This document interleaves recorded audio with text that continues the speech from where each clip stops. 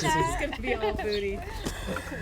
All right, everyone, welcome to Human Design Catalyst number 53. Wow, number 53, I think. I counted at one point and I figured out what we did, because this is really, we're just now restarting from having stopped before COVID. So, and of course we did take it online for a while, and it would be nice to have that as well. If anyone ever wants to host an online human design, catalyst, just message me. That'd be really cool, because we have some really great people from those who aren't here in Santa Fe. But today the topic is, are you in the experiment? How do you know you've entered into the human design experiment? What signposts can you look for? And so I'm going to talk, this is Kailani, playing ball here. I'll probably talk for about, there's Mike here, we got Jimmy.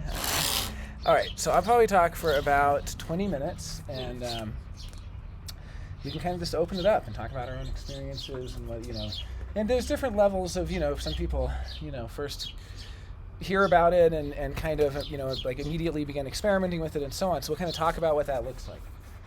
So, okay, so the first thing I'm just going to change this so I don't have to see it the whole time. It'll be better, trust me. Okay, so the first question for me is always, what is entering into the human design experiment? I mean, on one level, I describe it as a metaphysical research program, similar to Kuhn's notion of a scientific research program, which, for those familiar with Kuhn and Popper, is a very, it was a controversial debate in the history of philosophy of science around what scientists are doing. And Popper kind of felt scientists were trying to reach some objective truth in that, as a new truth emerged, it overthrew the old ones. We learned the Earth's not flat. Now it's a sphere, now we understand it's a sphere, right? So that's just this very kind of, it's all one thing. It's this one monolithic thing. Well, Kuhn was saying, no, actually it's much more difficult than that. You have all of these different, someone else has to do that, please. Someone else, please. Yeah, I can't. Okay, anyway. So, You're the chosen one. So Kuhn, Kaimani knows you, there we go. So Kuhn was like, it's much more difficult than that. Like, no matter how multidisciplinarian you are, you have these silos or walled gardens where each research program kind of has its own vocabulary, its own taxonomy, its own language, its own buckets to put things in. And there is a huge component of human design that is that. When you first learn human design, there's a tremendous amount of new words being used. So just at a simple level, you're being asked to, use this whole new, vocabulary. And for me, those words, while they may have connections to words that we know, like projector, why is the projector called the projector? You kind of have to create a new bucket for a projector. And you have to look through, we were talking earlier about Myers-Briggs personality type. Like you were saying how you can look through, like you really can dig in and cross-reference, 15 or 16 different sites to kind of see your personality type. And this is what you do when you take on a new research program, in a sense. So in one sense, human design is a research program. But, and this is crucial, the messenger of the human design system, Ra, was very clear that what he actually had to give most people was nothing other than a very simple concept of strategy and authority, which is living essentially according to the laws of your design. Now, this is a very draconian authoritarian measure also, and so I'll talk a little bit about how, what that is. I mean, it would sound arrogant if somebody just walks up to you and says, by the way, I know the laws of reality, the laws of the Maya, whatever you want to call it, and these are them. But at the same time, what human design is basically telling us is that the vast, vast majority of people are doing the equivalent of running stop signs and speeding everywhere. They don't obey the laws of the Maya. If you're a generator, like a good example was, I'm going to put a little note next to my piano at home, because the generator's authority, the generator may have all different kinds of authority, but their strategy is to wait to respond fundamentally. And yet almost every generator I meet out there, whether you're an emotional generator or you have different, definitions and so on, they're going around initiating, trying to be manifestors, and I would also include, of course, the manifesting generator in that, because it has the generator aura. And so I have a piano at my home, and I can't tell you how many people walk over and just start playing it. Well, sometimes that's great, sometimes that's lovely, at the right moment, but sometimes it's very disruptive. And I think that how disruptive it is or not is very dependent on how much that generator is tapped in. So just at a fundamental level, you could kind of imagine, So I'm thinking of putting this, a sign on the piano now saying, please inform me if you'd like to play. Because at a fundamental level, there's this law of the Maya. It is a law. It's like running a stop sign. If you walk into the room and you're a generator, you immediately start playing the piano, you're running a stop sign. Now, what does that mean? Am I just going to point my finger? No, I don't do anything. This is the laws of reality. What you need is resistance. And what human design tells you is how to bypass that resistance. That's what it's showing you. It's showing you to bypass that resistance. Now, generators can rationalize that all day long. I'm responding to the piano. The piano is there, and it made me respond to it. It made me go, I want to play it, just walking in the door. No, that is a mental rationalization, because effectively to be a generator is to be yin. It is to synchronize yourself to the flow of what is happening. It's not to walk up to the barista and say, hi, I'd like to order a cup of coffee. It's to walk up to the barista and stand there. That's what it is to be a generator. And when they acknowledge you, they might not say anything, but when they notice you and acknowledge you and the time is right, then you can speak. You don't interrupt people, but generators go around interrupting people all the time, interrupting flows, because you'll see that, a manifestor would have no problem doing that. A manifestor, but also a manifestor wouldn't typically, they wouldn't do it in the same way. A manifestor could start playing the piano, everyone would love it. It would be amazing. And suddenly everyone's in the room watching them, because they completely successfully initiated a transformation of the environment. You know what I mean? That's what manifestors are here for. And they successfully did that. But maybe they didn't inform, and then maybe something else was going on that was totally missed out on because of that lack of informing. If they would have told, hey, I want to play the piano, then that would have avoided some other conflict. So it's not that the manifestor is unsuccessful in changing the mood, in the way that a generator would be. The generator will just sour the mood. A generator who tries to change the mood is like fingernails on a chalkboard, you know what I mean? They're we have jokes about this in all of our movies and so on. So, okay, just going back for a minute though, what I want to start with is the moment that you enter into the experiment. And I don't just mean the metaphysical research experiment of tracking what a projector is versus a generator and understanding this or that channel or gate. Those are all valuable. That's the vocabulary. That's the science behind it. Human design is the science of differentiation. But again, we go back to what Ra would always say, that strategy and authority is what it's really about. So strategy and authority is the most fundamental law of the Maya. If you're a manifesting generator, wait to respond. If you have emotional authority, wait for clarity. Like these fundamentals. And we'll talk in a minute about how, when you enter into that experiment, you get to start tracking the results. But I want to talk about that first moment that the human design gets in or not. It's not always the first time you encounter it. For me, there was a 9-year gap between when I encountered it and when I got it. So what is it? So this told me something, from my own experience and from the experience of many others. What it told me is that catching human design, you catch it, it's like there's a moment of crystallization or an aha moment of some kind. But in some ways, it's almost like a virus. You really do. It's so funny even to look at Ra in his Chiron phase, when his Chiron return was on the cross of contagion. And that's when human design spread, like a virus. And fourth lines, they'll spread human design, or they'll spread Tybo, or they'll spread typhoid. They'll spread anything across the spectrum.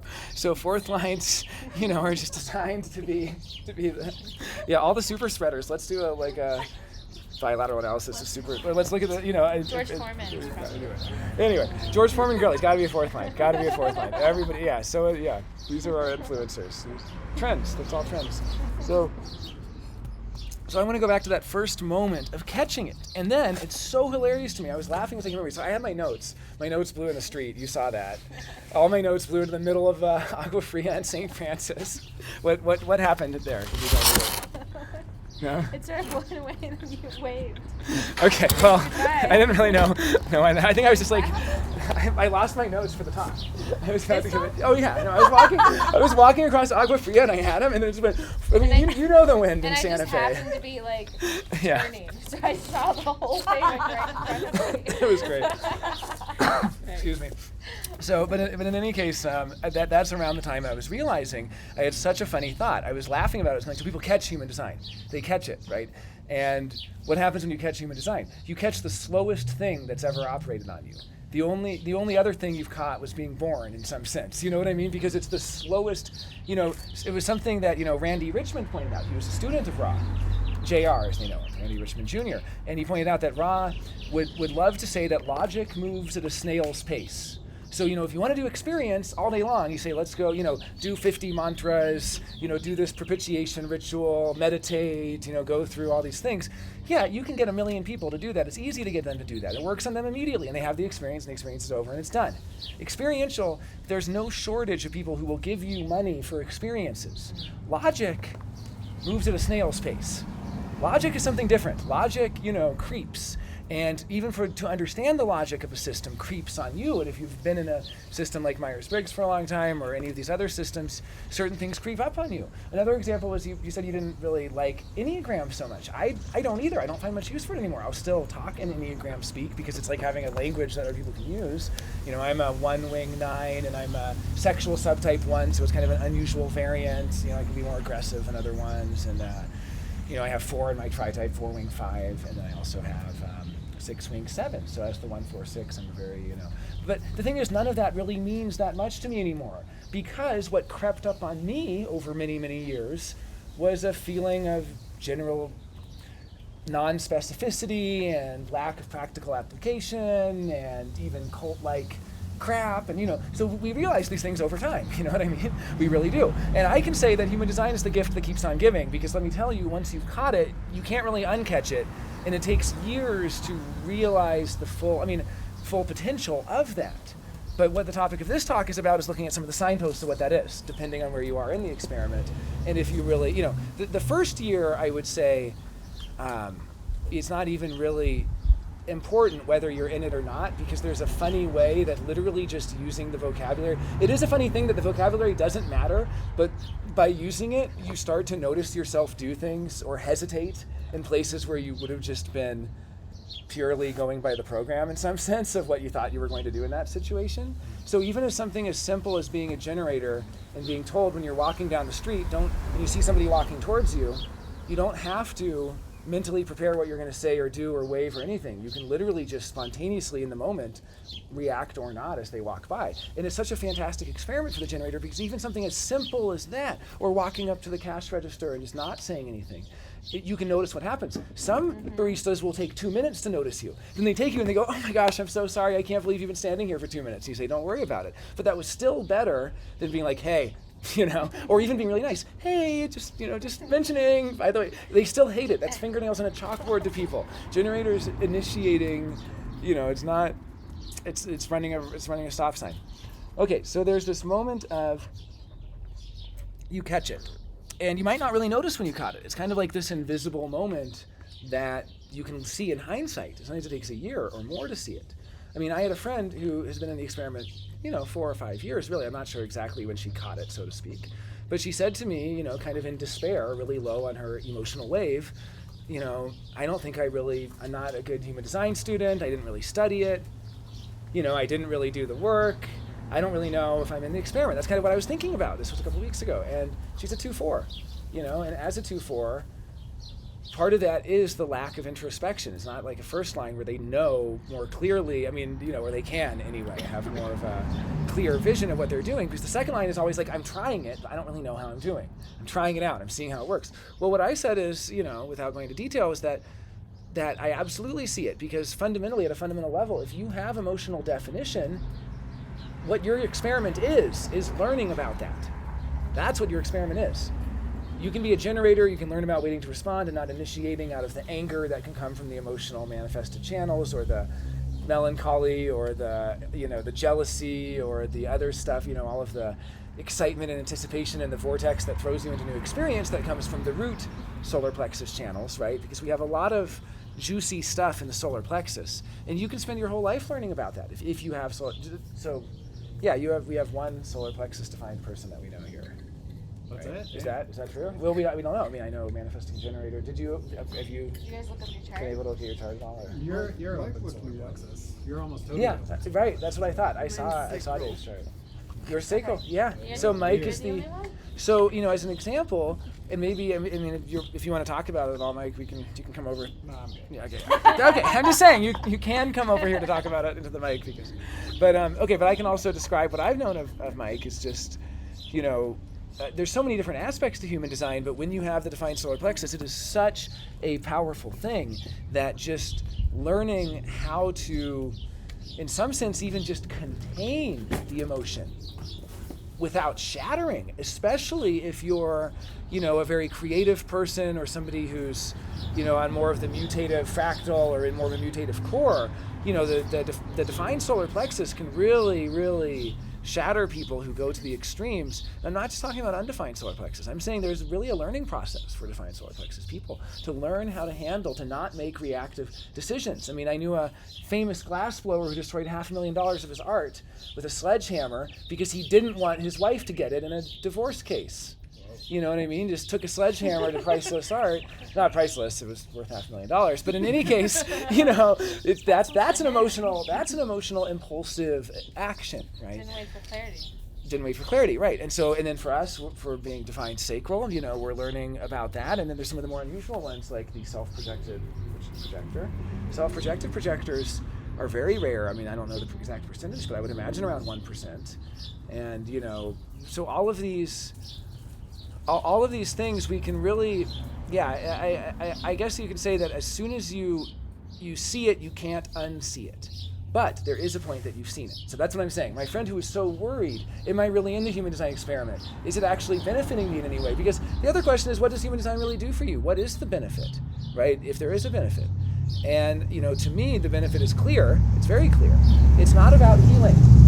It's not about healing a sick world. It's not about healing trauma or healing anything, really. I mean, I know there's some amazing people who work with people who've experienced trauma using human design, and that's great. That's a certain fractal line down from where I'm at with it. Where I'm at with it has nothing to do with that. It has to do with alignment. It has to do with alignment. And, alignment's an overloaded word. People say all sorts of things about it, but what it really is being in the right place with the right people, being in the right trajectory, being in the right sequence of events. You see that it all comes back to decision making. Your decision at any given moment in time is the only thing that can align you to your correct trajectory. And so then, as Rob liked to say, all the generators out there go, but, what if somebody says, do you want to harvest whale blubber in Alaska? And you go, then go harvest whale blubber in Alaska. That's your thing, we get to learn what our thing is. We don't necessarily know what our thing is. And, but that's something that takes a while to see, because that's what I meant about, you catch the slowest virus in the world. Because what is it? I almost didn't believe it was real. I didn't believe it was possible. It's like what I've heard. I've known some psychoanalysts who have reported that when a treatment actually works, they're surprised. And that's how I felt discovering human design. I'd always believed in mystical systems of some kind, in some vague, wishy-washy way, or even a very precise way, like Rick Tarnas's archetypal astrology or so on. But all of these ultimately defer to the experiential and to the abstract and to the poetry. And the poetry is beautiful. I can hear Rick Tarnas talk all day about the archetypal astrology using the poetic language of myth, and it's fantastic. But human design is a logical system. So you catch the slowest virus you've ever caught. You don't notice it's even operated on you until years into the experiment sometimes. People think they've noticed it, but you really don't notice what it's done to you. You don't notice what it's done. Okay, so then, the next step is then, so say you're in the experiment in some sense. What is it to really just be in the experiment? So for a projector, with the self-projected projector, I've heard different things about this, by the way. Some say they don't need to be invited. News to me, but I think because you have a defined G center, I guess the idea goes that you have such strong navigation that if you get the clarity through your voice that your navigational center is locked in, taking you to the right place, you're like, I need to be there. Like, for instance, I'm having a human design conference here. If there was a self-projected projector who was talking to their friends, I always tell self-projected projectors to listen to themselves talk, to actually record themselves physically. Because, I have a self-projected, projector friend in Seattle, and he would go, people who watch my channel, and, know I always tell this joke, but it's true. It actually would happen, and you know what I'm talking about. He'd go, God, Jonah, I hate my job here. I hate my job. I really want to quit. I don't know what to do. I think I'm breaking up with my girlfriend. We're not really into each other anymore. I really don't know what to do. I think I want to move. I don't really like living here. I think, what should I do? Move. Break up with your girlfriend. Leave your job. These are the only things you have to do. You would go in these circles about, and I'm if you hear yourself saying, but again, it is trickier than that, and I do give self-projected projectors particular nuance depending on what throat gate it is, because you're going to have certain ways of speaking. For instance, this last week, we had a 35-36 transit all week. That was crazy. Anyone have a really emotional time? Anyway, Yeah, really emotional. It's crazy. And what'll happen is during that time you'll be saying, I feel, and you might say, oh, I feel like Santa Fe is just not right for me. I feel like I should move from Santa Fe. I feel whatever, No, but those feels, not you. It's the transit. It's the transit, because at 3536, it's the voice of I feel. If you study the throat gates, that, when during that time, everyone's talking about their feelings. I mean, this whole last week. Yours is what's yours again? That's right. So the voice of I remember, right? So I remember is a very different voice. I mean, it's still abstract. It's still on the same general circuitry of feeling and emoting, and it's part of that same thing. But you have the voice of remember. No, you have. I have the 13 or the 33. I think the 13. Right, no, you do, because we were looking at penta. We were saying you'd be the one that, so, because 13 is a penta gate too. I don't want to go too complex in that, but my point is just no matter what your type, as long as you start noticing, I mean, literally a self-projected projector could just start noticing what they're saying. But the thing is, that might never happen. They might come to Human Design Catalyst week after week, and it might never happen. They might never notice what they have. That's the kind of no choice aspect of it, is that there's this choicelessness of whether it clicks for you or not, or they might reach it a different way. I have met people, particularly in their 50s and 60s, especially 60s, where there's a real flowering, but 50s as well, a flowering of the human, which is something else Human Design tells us, is that, even though from my observation, people in this society are so terrified of growing old in general in the West and just in kind of mainstream culture, really the flowering is really in that post-Chiron phase in the 50s.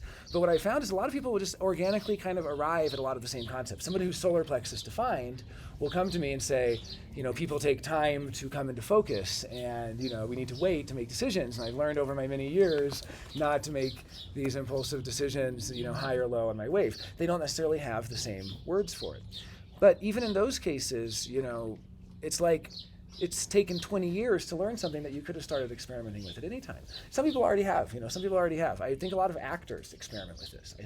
I've read some acting books, and they talk about going into these responsive states and going into these, and I think a lot of that work, a lot of the work on flow, particularly different kinds of cognition, if you're a right variable person, which we don't have to go into some of the complexities of that, but there can be, it's not that Human Design is the only way, but it's that no matter which of these tools you found, or which of these practical solutions, or any of this stuff, there is something categorically different when you begin to really just watch your decisions, every single decision you make, and to notice that every decision you make is really the only contribution you have in this life, because every contribution you make through your creativity or your brilliance or your genius and your charm, any of that stuff is coming from those decisions. And so ultimately, when you're in the right place in the right time and so on, that's how it's going to, the decision making is going to navigate you into those situations. So it's fundamentally about your decision making. Mm-hmm. Okay, so then I'm going to go through, so what are some of the signposts? So if you're a generator, the signpost for not really being aligned to what's correct for you, and I don't even use the word aligned, it feels a little bit, it is a technical term in Human Design. It's a technical term. It's very much a New Age term as well that can feel just a little bit like, oh, this doesn't resonate with me or this or that. Which resonate is not a technical term in Human Design, just to be clear.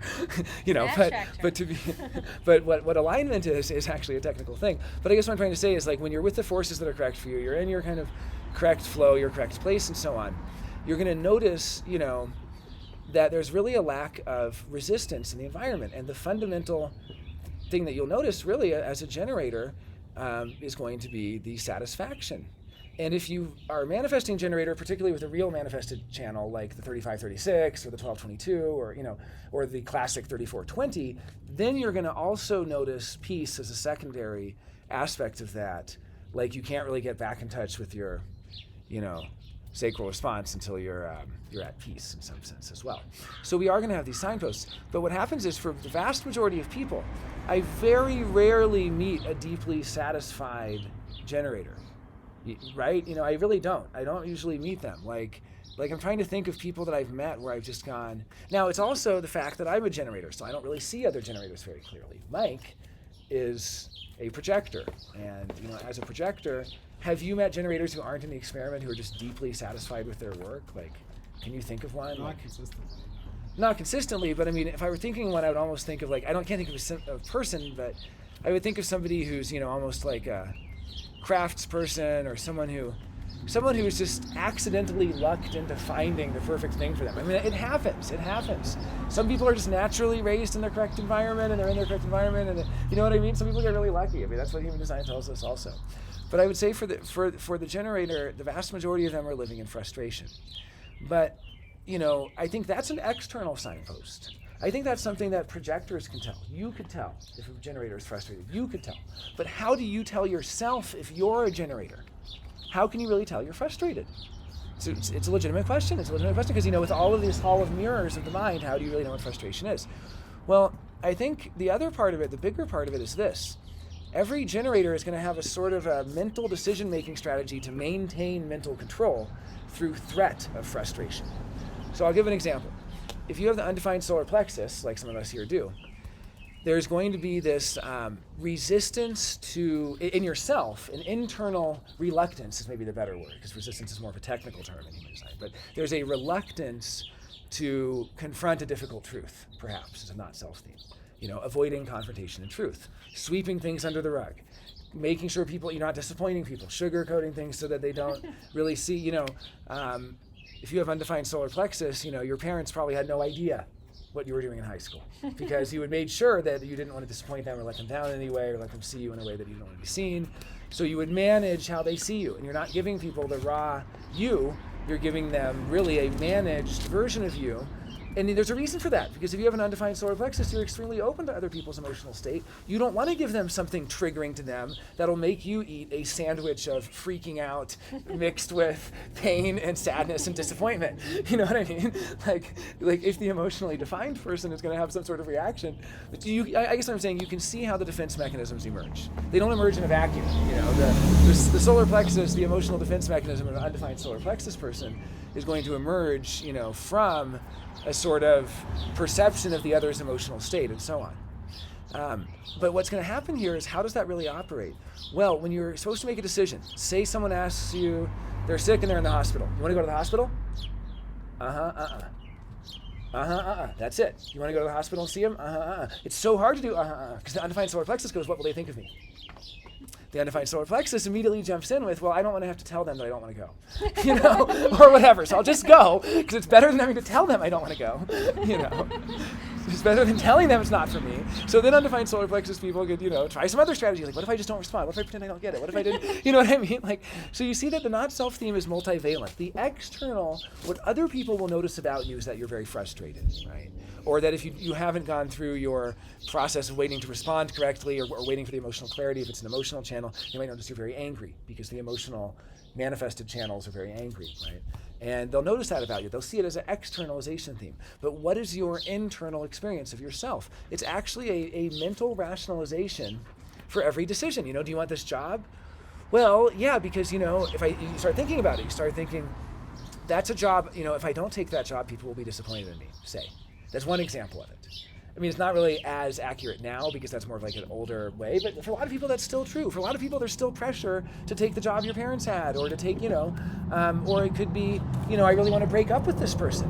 Undefined solar plexus people, can be just waiting for the other to break up. I wonder if I just keep not doing anything, if it'll just go away, if it'll just stop, if I won't have to deal with all this stuff, because, but again, that's the not self thing that's saying, because if you confront, you're going to be frustrated. But you can avoid that frustration as long as you avoid confrontation. Because that undefined solar plexus, right, it's all about confrontation. It's all about, I have an undefined ego. Jenny doesn't. She doesn't have this. And I've seen that she doesn't have this. I get amped up from her ego, like on her behalf. Like you don't get amped up in some sense. The defined ego person is the one you can never get a rise out of. People can get a rise out of me. They can really get a rise out of me and get a real reaction from that undefined ego when I get charged up. And what it really comes down to is threat. The ego is the center of threat. It has to do with being threatened or not. And what happens for me is, the undefined ego starts to flare up and starts to feel threatened. And then again, that theme of frustration. This is the signpost. The theme of frustration goes, you're going to be frustrated if you don't take care of this threat. You're going to be frustrated if you don't eliminate this threat. You're going to be frustrated if you don't handle this threat. You're going to be frustrated if you don't, do something about this threat. So what they do is they put your foot down and prove to them, that they can't threaten, prove to them in some ironic way they can't threaten you. But it's out of being threatened. It literally is. The undefined ego operates through, feeling threatened. And it's funny because I've told people this and they've been so threatened by it, and it's like so ironic. It's the same as when someone I also heard, I never try to convince anyone of anything. I'm not trying to convince you of anything. It's like, the mind can do mental gymnastics. The mind can do mental gymnastics. So I'm just going to say, if you're a generator or a manifesting generator, I would say your fundamental keynote to look for is frustration. Look for it as a rationalization, like I can get rid of this frustration. A lot of times it's like, I can get rid of this frustration if I have sex. I can get rid of this frustration if I just go on a trip. I can get rid of this frustration if I have a new, whatever it is. But that's not what it's about. It's literally noticing your or if you're a manifesting generator, and it's especially in the case of the 3420, I think in the 3420 is particularly the only case, I should say, as a manifesting generator, where you're going to not really have a audible response. They'll often just get up and leave the room or something. So I've seen how, but then you have to be kind of like a detective. You have to notice when you get up. You have to notice when you lean back. You have to notice when you physically respond in those ways. Okay, so moving to the projector. The projector is such a different creature. I mean, we have two projectors here. You might as well be, the projectors have only been around since 1781.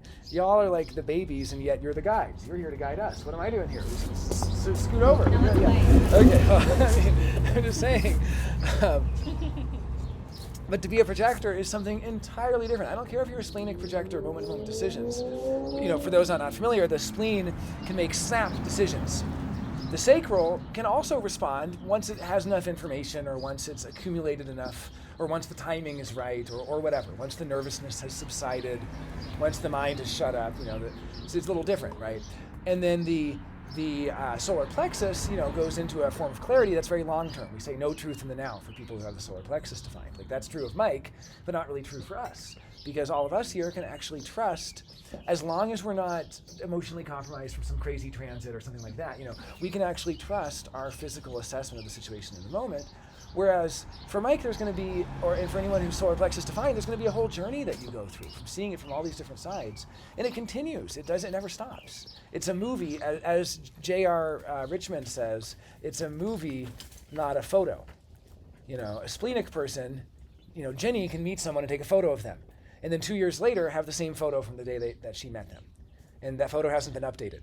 And J.R. was joking to Ra, he's like, because they are both splenic. J.R. is a splenic projector, Rob is a splenic manifestor. And they were joking, he would joke, you've met people 5 years ago, you took a snapshot of them, you haven't updated, you still haven't, you're inviting them in, you're doing all this stuff, you haven't updated your vision of them at all. You haven't seen any of the ways that, they're kind of laughing about it because neither of them really did that. To be an emotional person is to really see things in animation and in movement.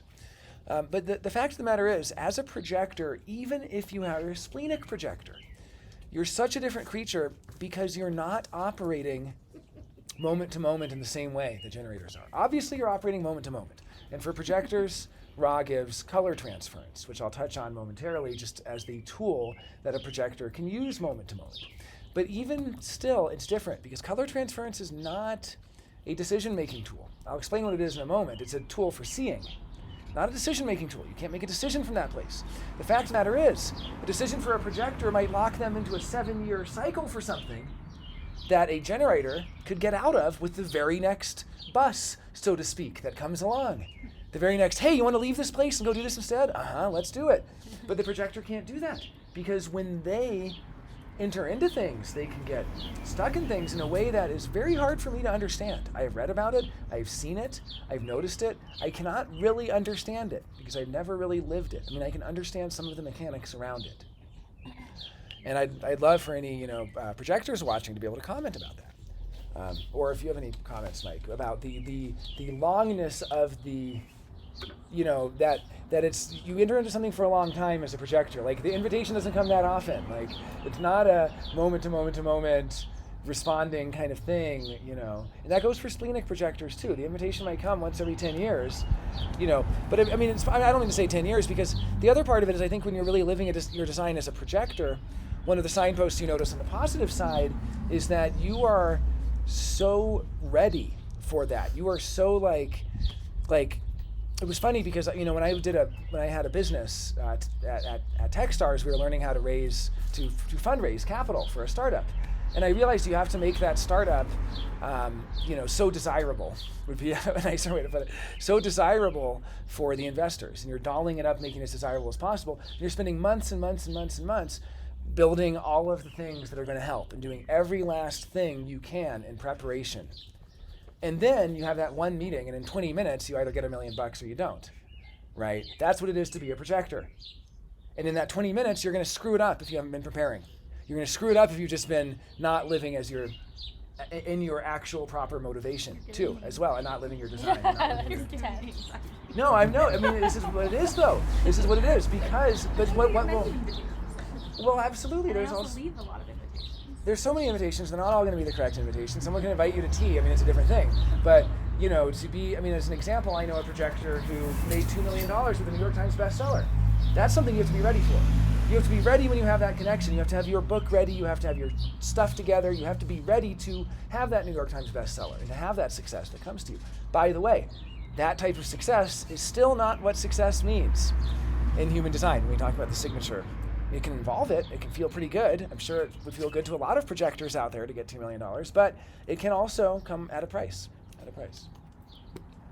Okay. So I'm going to give a short. I'm just going to really quickly go over color transference. I just want to make sure. This took a little bit longer than I anticipated, but and then I'll just go over the Manifestor and the Reflector really quick, and we can open it up to discussion. So let me make sure. Okay, here we are. Okay, so for color transference, yeah, perfect. Yeah, we kind of gone a little bit. Yeah, that's 36 minutes. We're good. Okay, great. So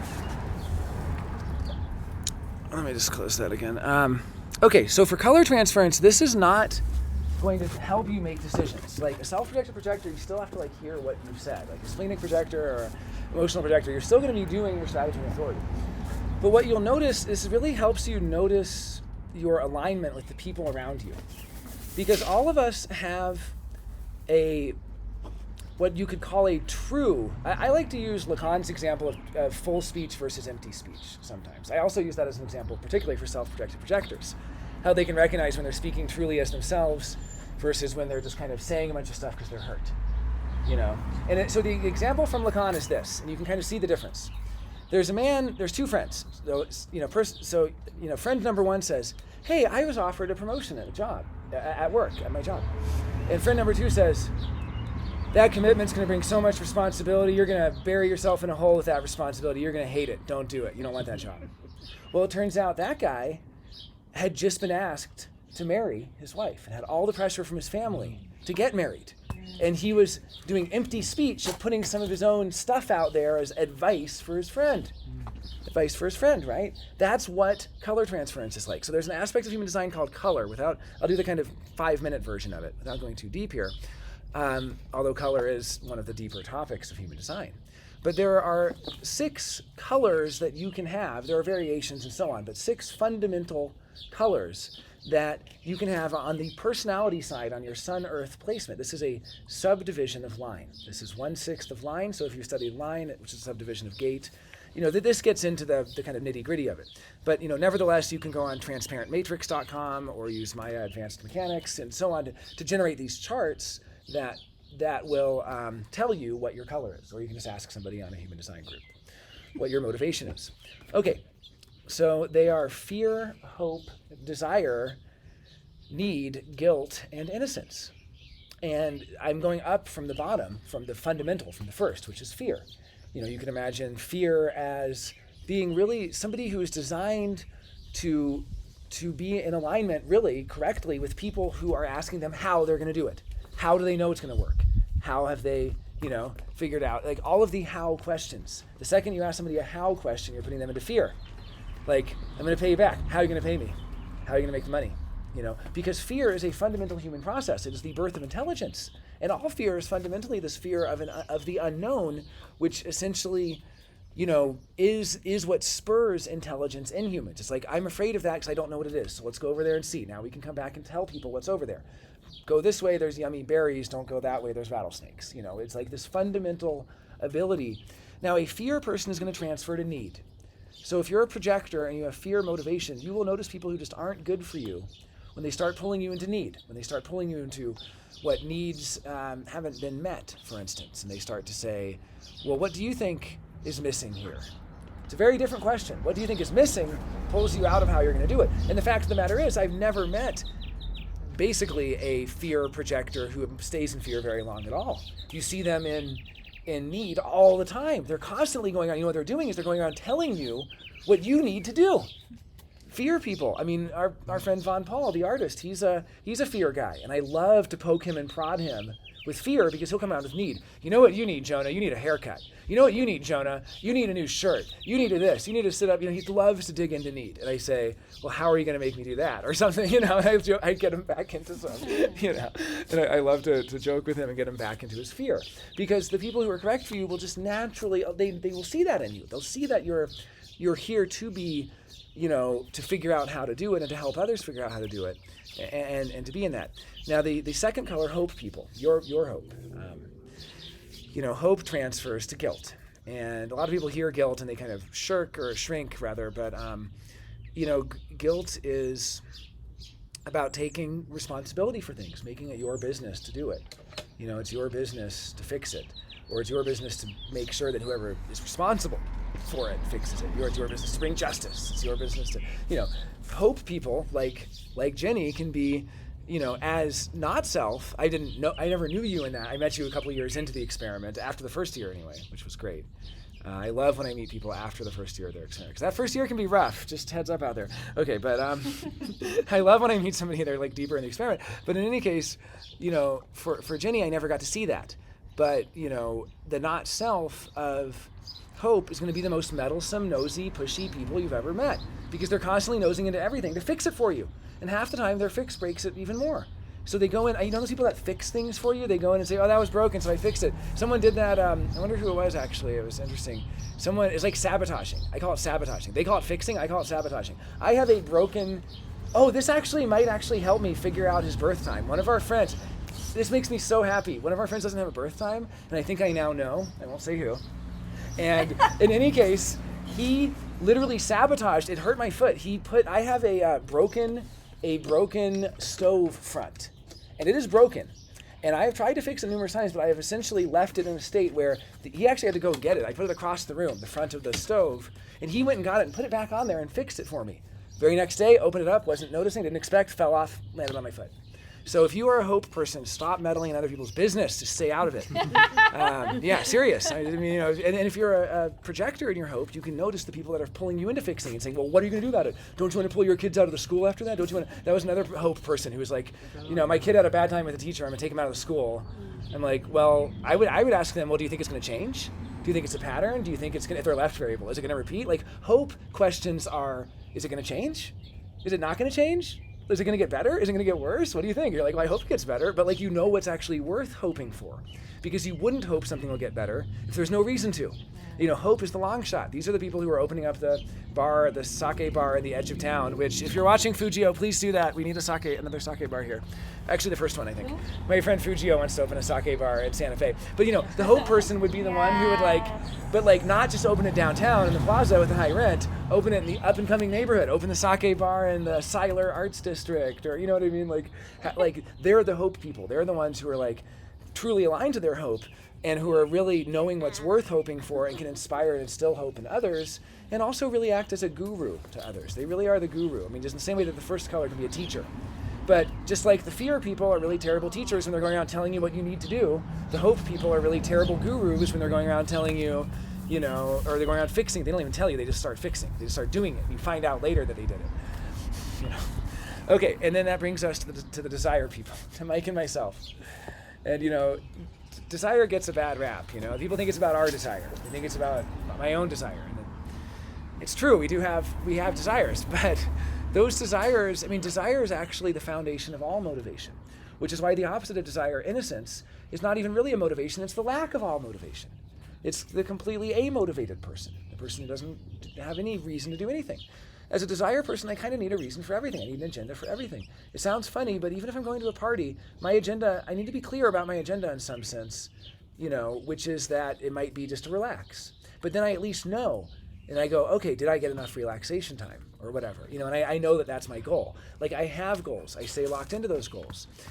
As a desire person, the main people who are going to pull you into transference are going to say, why bother? It's not your business. Can't you see the other side of it? Don't be so one-sided about this. Don't be stuck. But the desire person is here to be locked in, kind of like a priest. I mean, you've seen every now and then I start ranting and I just can't help it. I'm just like, if you're going to live as the not self, you're going to run into all these problems and all this stuff. And it is a hellfire damnation speech. That's just how I'm designed. I can't do like a logical laying out of the system in a neutral, dispassionate way. Find an innocence person for that. Find Randy Richmond to laugh about all of the silly nuances and how silly people are thinking that the not self is any worse than the self. And, find a Randy to see what innocence is all about. He's in his innocence. And if, as an innocence projector, being pulled into his desire would be, to start asking him what his agenda is and what's the point of it all and all that. But for me, you can align me back to what I'm doing by saying, well, what's the plan? Well, what's the plan? Well, what's the goal? Well, what's the agenda? All of these things pull me into it. We've already done the transferences, so I'll just say for need people, as Bucky Fuller puts it, he was asked by a 10-year-old boy what he should do, and Bucky Fuller said, do what you see needs doing that nobody else sees needs doing. And that's a very need thing. If you're a need projector, you're going to have all sorts of irrational fears. Actually, need transfers to all of the others. You'll have irrational fears. You'll be meddling and fixing things. You'll be, hoping for all the wrong things. And so, so need is constantly transferring. Oh, view is for you. No? You said, oh, okay, your actual motivation. Okay. Well, in any case, need is going to be all about, what's correct for them is going to be identifying what they see needs doing that nobody else sees needs doing. Mm-hmm. You know what I mean? That's what it's going to be about for them. And if somebody comes along to them and says, how are you going to do it? They can notice that that person is trying to pull them into fear. They're trying to pull them into the how, which is not really healthy for them. We're going on to guilt. People with guilt, these are the ones who are with the alcoholic partner and hope they're going to quit drinking. You know what I mean? It's a false hope. When you're a guilt person and you're stuck in your transference, you're going through your whole life going, I hope that I make the money at the lotto. I sure hope that my job gets better. It's not going to. I sure hope that this doesn't happen. I sure hope that this, they're hoping what will happen. They're hoping what won't happen.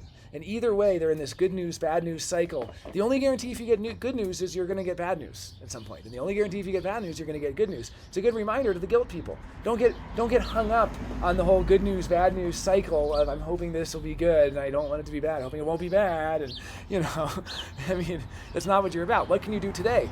It's very 12-step, it's kind of what can you do now? What is within your power to do? It's not within your power to change the future. It's not within your power, for any of these things you can hope for. If you're a guilt person, you really are here to see what's within your power and to take action through your strategy and authority. And finally, innocence, they're outside of all of them. And innocence, it's been incredible to know people who are deep in the human design experiment, really, through their, innocence. And seeing what that looks like, seeing people who can actually get very clear observations about things.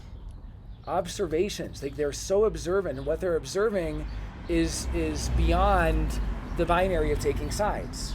What they're observing is at some other level beyond taking sides. And so people who pull them into their transference will try to get them to take sides. We'll try to say, whose side are you on? Well, what do you want? Well, don't you have a plan for it? How can you do that with no goal? What's your agenda? Where are you headed? Aren't you going to be, all of these things to pull them into desire. So, yeah, but again, motivation is going to be one of the signposts. The other is bitterness. But the thing is about bitterness, I can't in good faith call this signpost that, is valid on a day-to-day level. It's not like I'm bitter this morning because I woke up and got a bad email, and I'm sweet and successful and not bitter the very next day because I didn't. It doesn't work that way. Bitterness takes years. I know a projector who used to be a pretty sweet guy. I mean, I still love him and want to see him every time I go to Seattle, and I love his bitterness even. I mean, that's even funny in some way how bitter he is, but I still like it. But he went to New York for 15 years and came back bitter about everything, bitter about life. Bitter about, he's in his 40s and is bitter. And we've talked about it, and he'll even admit it. He says, yeah, I'm bitter about the music industry because the music industry is just a bunch of crap and just a bunch of this and that, you know. And so you see these projectors, it's not like the frustration of the generator where it's like, I'm so frustrated. And it's like, do you want to go to Diablo Canyon hiking? And I'm like, uh-huh. And then I go out there and I'm just like feeling amazing or something. You know, it's not like I can't turn that, you know, I can turn the switch, but a projector, the bitterness builds up. It really builds up. And I'm not saying that the satisfaction doesn't build up for a generator. When you're a very satisfied generator, it's accumulated enough in you that in some sense there is a buffer to frustration. Like you're going to feel a little bit of frustration here and there, but it's okay because it's buffered by all of that. You know, and I'm sure that there are, you know, projectors also who get some sort of foreknowledge of that bitterness. Like, but the thing is, you got to be very careful here because that foreknowledge can only ever really come from the clarity. Because the emotional clarity, this person's not correct for me, is different than the mental game that says, I'm going to be bitter if I do this. Remember, the not self signpost internally for a projector. For a projector, if you have undefined ego, I'll be bitter if I don't do this. I got to do this so I won't be bitter. Anytime you think you have to do something so you won't be bitter, right? You don't have to do something, like whatever that thing is, right? Like I have to do it. I have to improve myself. I have to prove to them. I have to take action in this way. I have to initiate. I have to go out there and make it happen. I have to make sure that I don't, you know, especially the undefined G center, you know, you both have defined G, so we don't have any projectors with you know, undefined G, but I would say most of them probably have undefined G. Statistically, if you have undefined G center, the amount of pressure as a projector that you feel to find your direction, to find the place you're supposed to go, and the whole mental rationale is, if I don't find it, you know, I'm going to be bitter. So they're in the relationship and they go, grass is always greener, I better break up with this person, the undefined G center, I better break up and I better go find the new person. You know, because if I stay with this person, I'll be bitter. And they better leave their job and go to another job. But guess what? They're going to leave that job too. The undefined G center is constantly rationalizing why they should quit, constantly rationalizing why they should leave the thing, rationalizing why the grass is greener somewhere else. That is the not self in a nutshell of the undefined G center. And the way it does it for a generator is you'll be frustrated if you stay here. And the way it does it for a projector, you'll be bitter if you stay here. You know, it kind of just threatens you with bitterness. Okay. Let's wrap up because this has gone quite on. Do you have any questions so far? Any projector questions, comments? We'll do a very short version for the Manifestor, for the Reflector, because we've gone over the formulas, so I'll just be repeating the formulas with the Manifestor keynotes and the Reflector keynotes. So, you know, I don't mean to do a disservice to the Manifestors and the Reflectors, although if you came to Santa Fe and we're actually here, you know, we would be doing more of your... Okay, anyway, I'm not going to do a disservice to them. I want to...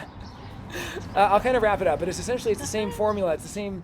What we're finding is there's the formula is that when you're not following your strategy and authority, or really as a signpost for just kind of when you start, like how you know you're following it, is these things start to go away.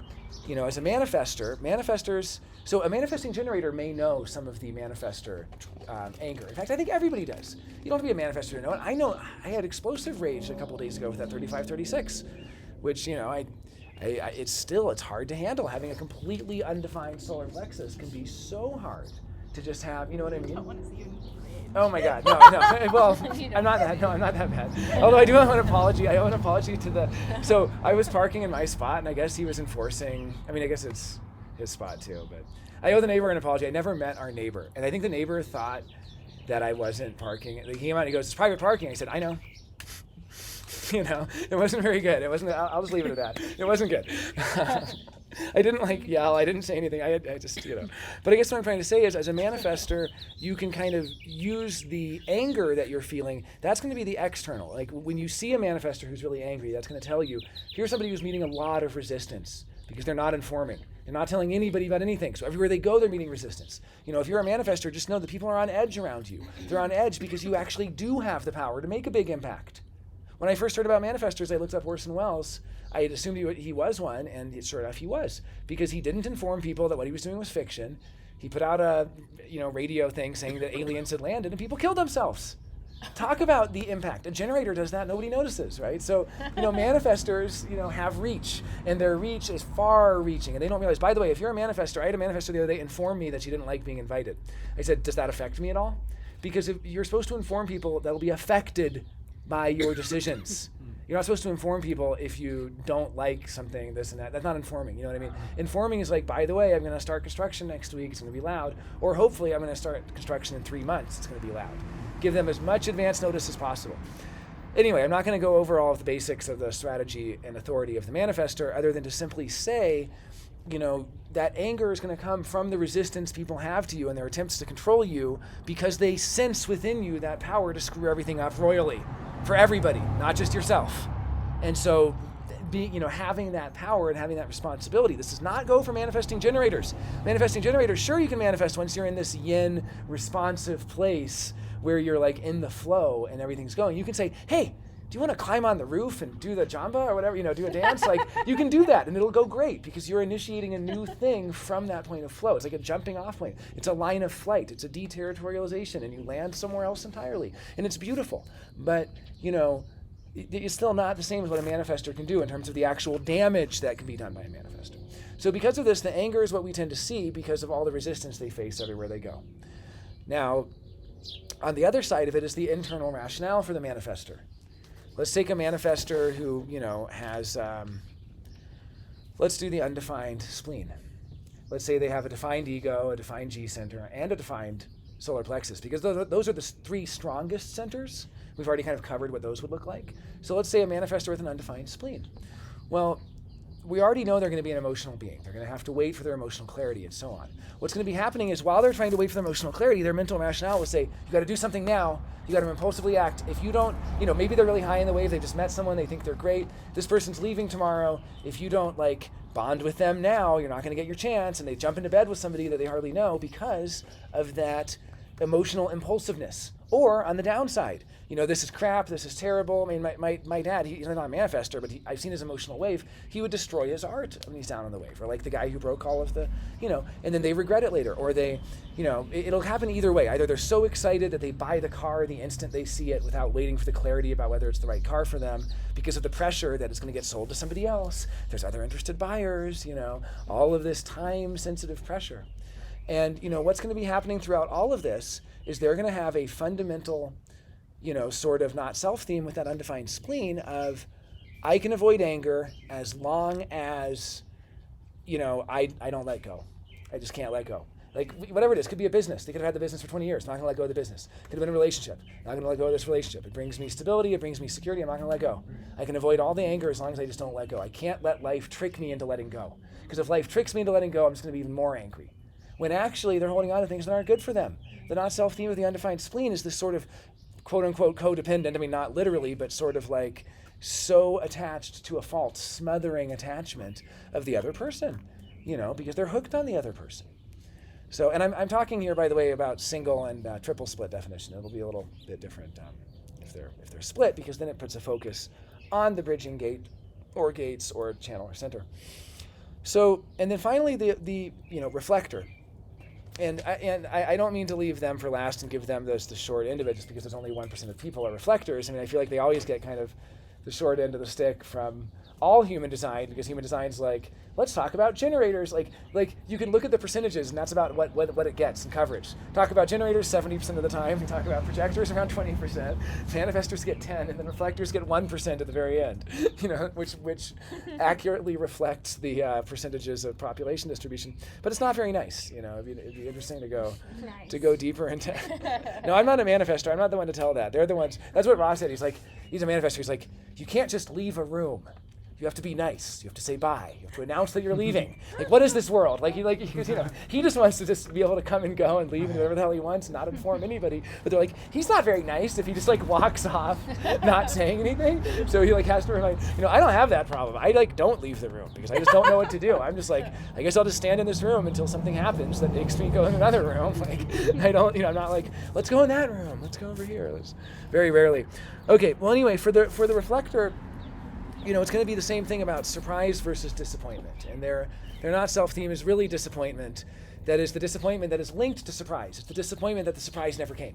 It's the disappointment that things were exactly how they thought they were.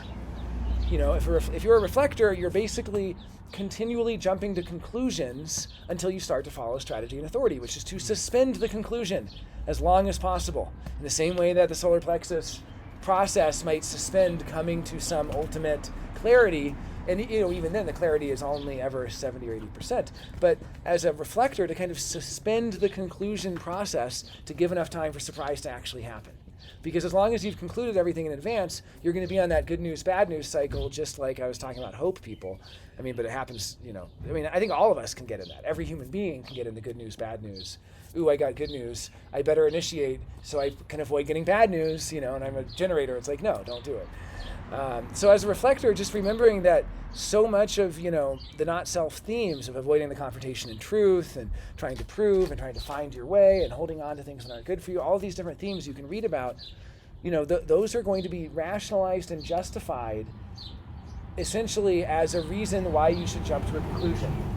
You should jump to the conclusion, I made it my decision, I'm not going to go there, not good for me, because, and then basically they're going to feel like, they're going to rationalize it with disappointment. If I go there, I'm going to end up disappointed. I already know what it's like. I already know what it's like there. I'm not going to be surprised there. If I go there, I'll be disappointed because it's going to be exactly the way I know, because I already jumped to the conclusion. It's like reflectors who are able to and that's the funny thing. We think of a conclusion as such a mental thing, but it's also a physical thing. You have to come to it through all these different, the way I describe a reflector, and maybe I'll just end here, is kind of like every different hanging gate they have is like an episode of a different TV show. So they have 26 different TV shows, say, in the maximum case, having 26 unique different hanging gates. Minimum case might be, they have 13 hanging gates. But, if they're all identical for some reason. But anyway, they have anywhere from 13 to 26 hanging gates. These are like 13 to 26 different TV shows that you get the next episode every time a transit comes. You get the next episode every time, you're able to animate that channel. It's basically a person who is dormant. But of course, as we know, we live in a neutrino sea where the transits are constantly showering us with information. So a reflector is never really still. It's like the design is the static design. This design, for those who don't know, a reflector, of course, has we all know this here, right? No centers at all. No centers. And no channels. And I guess what I was going to say was, obviously we know that definition, but that the channel, I was going to say for those who don't know that, the channel is what we really see as the life force energy. The gate in an undefined center is not life force. You don't feel that in the aura. It's not something that actually is a living, breathing part of that person with a waxing and a waning and none of that. The reflector, the design itself has no life force. And yet as a person is living in a constant sea of life force, as the moon especially, but really all of the imprinting agents are moving and bringing different episodes of that person's life where they get a little more of that story. And at the minimum, the moon is going to give them the next episode once every 27.3 days, which is nice. They're going to get the next episode. But that episode only lasts 11 hours. And to get a real episode, maybe one that lasts a lifetime, it'll be Pluto. Or it'll be Neptune, or it'll be something else that's the once-in-a-lifetime episode that activates, that one channel for them for an entire period of their life. But just realizing that's what the reflector is this sort of kaleidoscopic person with all of these dormant potentials and dormant aspects. And that they can tell they're really living their design when they're noticing their mind say, you know what that's going to be like. You'll be disappointed if you go there. Because it's already concluded. Because it's threatening them with disappointment. You should take this job because you'll be disappointed if you don't. You know what it's like not having this job. No, you don't.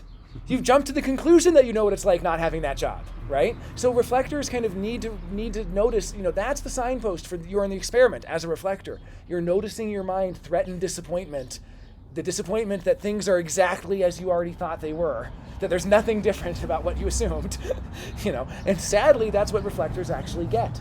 They get the disappointment that things were just the way they thought. But they get it because they're not living their design. All right, thanks for listening. Anyway, thank you. End rant. End reflector rant. So live your design, reflectors.